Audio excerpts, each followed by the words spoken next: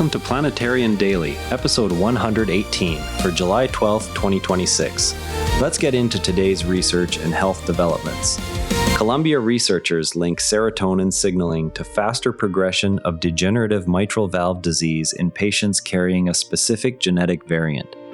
Columbia University scientists found that patients with degenerative mitral regurgitation who carry a particular genetic variant and take SSRI antidepressants show accelerated valve damage. The work identifies serotonin as a driver that worsens structural changes in the valve tissue.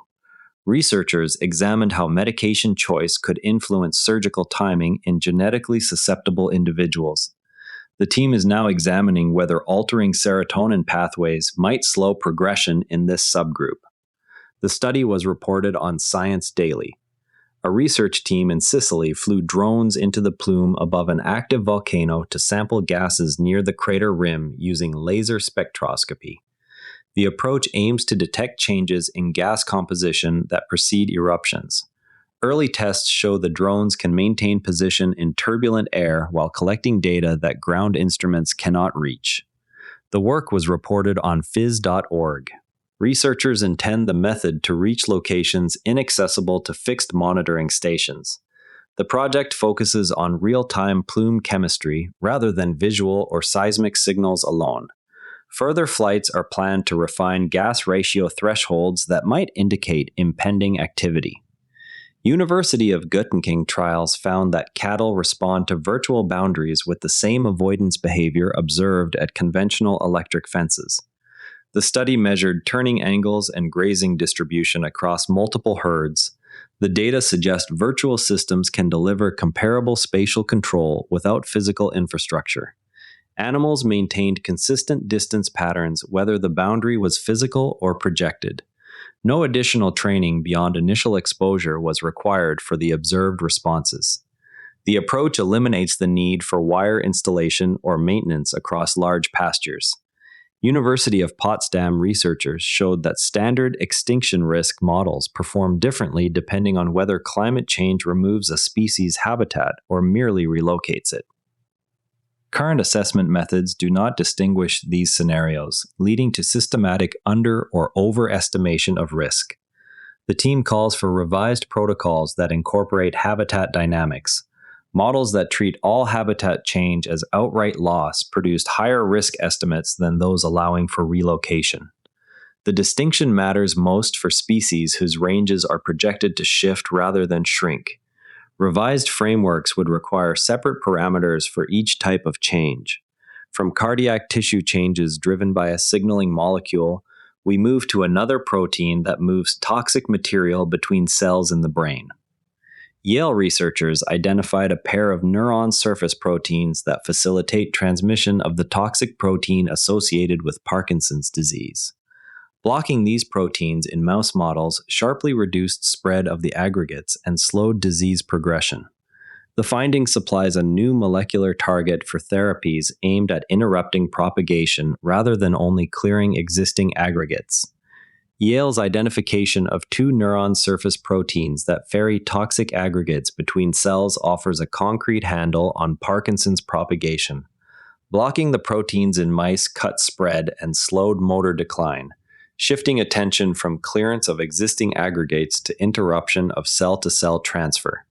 The next step is to determine whether the same surface proteins operate in human neurons and whether safe inhibitors can be developed.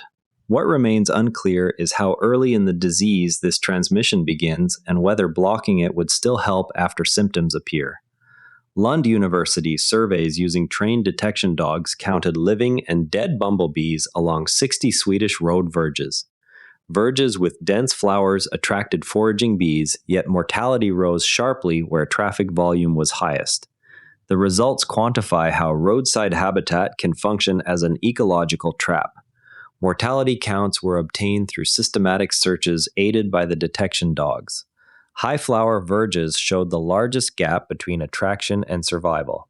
The findings apply specifically to stretches carrying heavy daily vehicle loads. Low-dose exposure to sulfoxyl-4 changed activity of genes involved in reproduction in bumblebee tissues.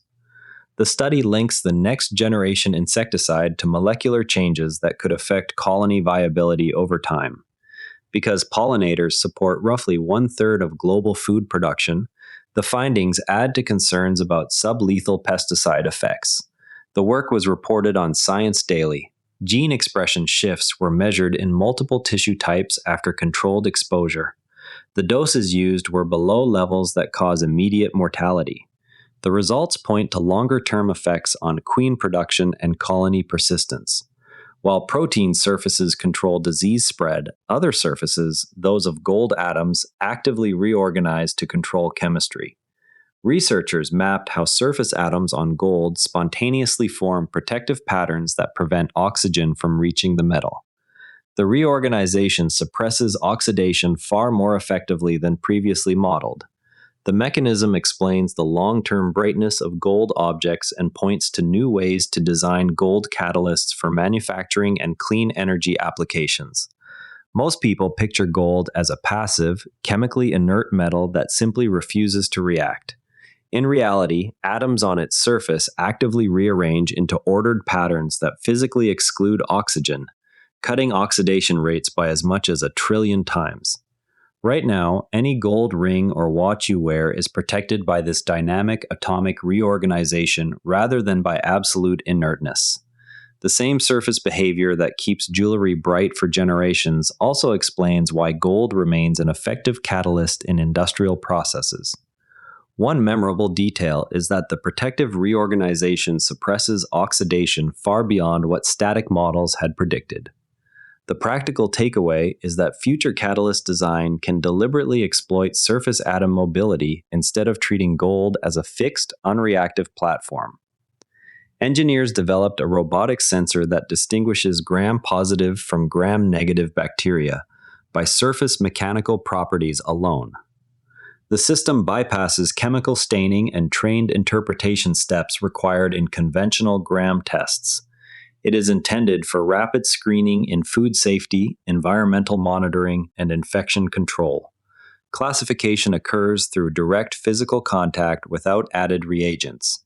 The sensor provides results in a single automated pass. Developers aim to integrate the device into portable field units.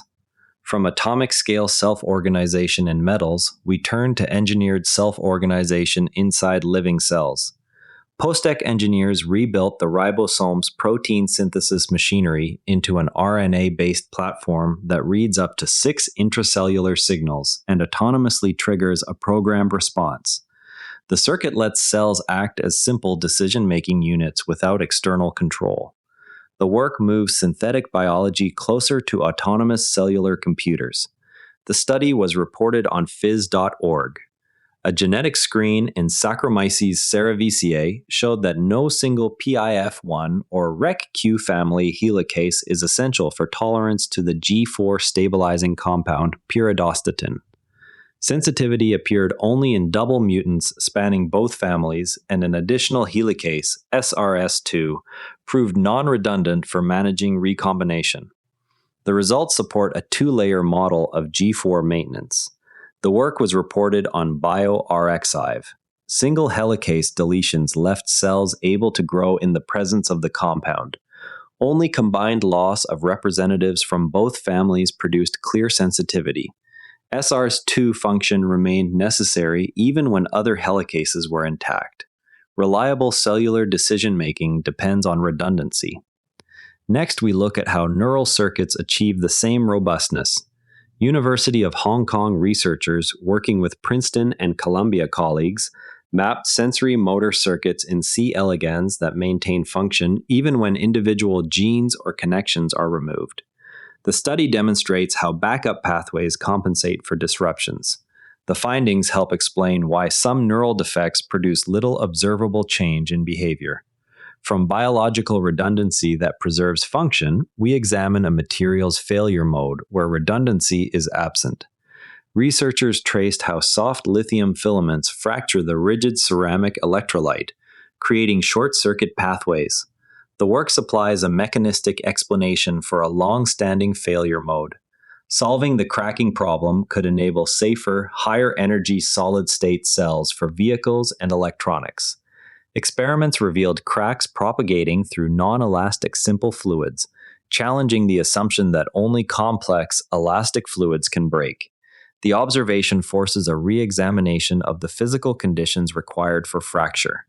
The work may affect models of material failure in industrial and biological settings. The study was reported in Quanta magazine. Cracks formed and advanced under controlled shear without measurable elastic recovery. The fluids tested lacked the long-chain polymers previously thought necessary for fracture. The results indicate that fracture criteria must be broadened beyond elasticity. New geological mapping suggests Etna is sustained by magma rising through fractures created by tectonic plate motion, instead of fitting any of the three classic volcanic formation models. Confirmation would place Etna in a rare fourth category and imply that large volcanoes can arise through mechanisms previously linked only to small submarine eruptions. Mapping focused on deep structural features beneath the volcano. The proposed pathway does not rely on subduction-related melting.